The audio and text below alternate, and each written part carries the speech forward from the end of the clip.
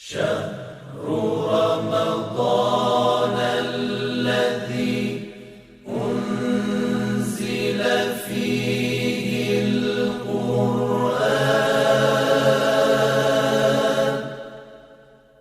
هدى للناس وبينات من الهدى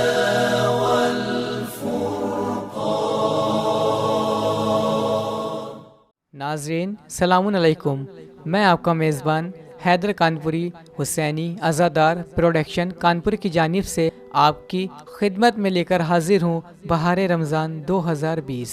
سب سے پہلے آج ہم ولادت امام حسن علیہ السلام کی دلی مبارکباد آپ سبھی کو پیش کرتے ہیں۔ آج ہمارے ساتھ ہمارے اسٹوڈیو میں موجود ہیں عالی جناب مولانا علمدار حسین صاحب، قبلہ امام جمعہ جوہی کانپور۔ جناب سلام علیکم۔ علیکم السلام ورحمۃ اللہ وبرکاتہ۔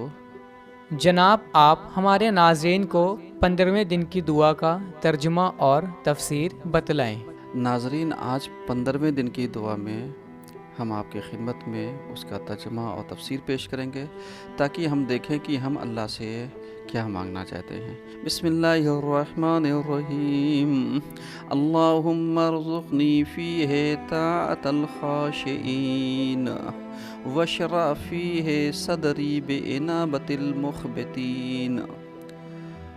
ہم 15ویں دن کی دعا میں اللہ سے طلب کرنا چاہتے ہیں، اللہم ارزقنی، اے میرے پروردگار تو مجھے توفیق دینا، فی ہے اس ماہ مبارک رمضان میں، طاعت الخاشعین، جو خاشع ہیں، فرما بردار لوگ ہیں، تیرے سامنے جھکتے ہیں، انکساری پائی جاتی ہے، ان کی اطاعت ہمیں نصیب فرما دینا، کیونکہ پروردگارہ اگر تو ہمیں خاشعین میں سے شامل نہیں کرے گا تو ہمیں کیسے پتہ چلے گا کہ ہم مخلص بندے ہیں؟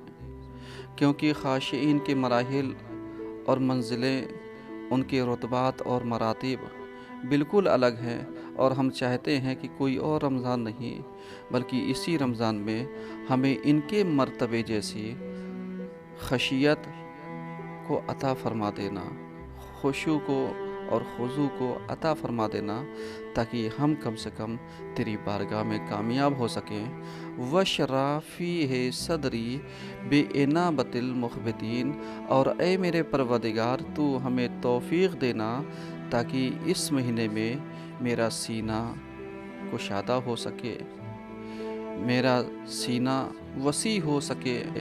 کیوں؟ اس لیے کہ ہم چاہتے ہیں تاکہ ہم سخاوت کر سکیں اور ان لوگوں میں شامل ہو سکیں، بانابت المخبتین، کہ جن لوگوں کے پاس دل پایا جاتا ہے، دل دادا لوگ ہیں، تو ان جیسے ہمیں توفیق دینا تاکہ دل کھول کر کے ہم سخی بھی ہو سکیں۔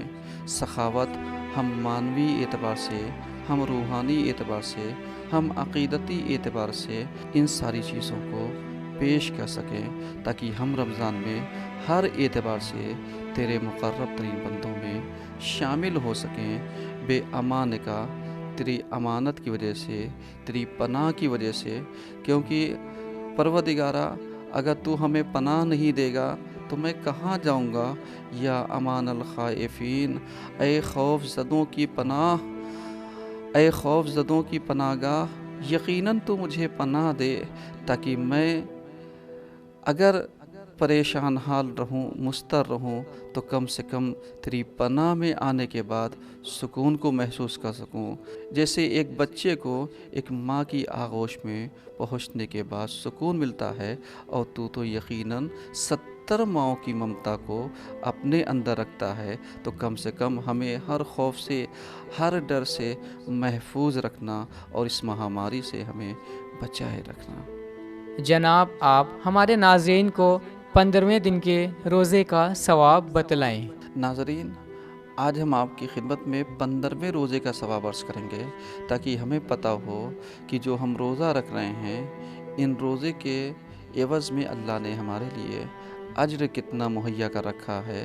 तो रसूल खुदा सल्लल्लाहु अलैहि वसल्लम ने इरशाद फरमाया, अल्लाह ताला 15वें दिन दुनिया और आखिरत की तमाम हाजतों को पूरा करेगा, और जो जनाब अय्यूब को इनायत फरमाया है वो तुमको भी इनायत फरमाएगा, और अर्श के हामिलीन तुम्हारे लिए इस्तिग़फ़ार करेंगे, और क़यामत के दिन 40 नूर तुमको अता किए जाएंगे, जिनमें से 10 तुम्हारे दाईं तरफ, 10 तुम्हारे बाईं तरफ, और 10 नूर आगे की सिमत और 10 नूर पीछे की सिमत रोशनी देते होंगे।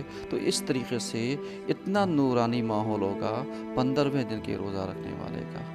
जनाब, आज हमारे पास चंद सवालात आए हैं, आप उन सवालों का जवाब हमारे नाज़रीन को दीजिए। हमारा पहला सवाल, अगर भूले से पानी पी लें और उस दरमियान याद आए कि हमारा रोज़ा था, तो क्या हमारा रोज़ा माना जाएगा या नहीं?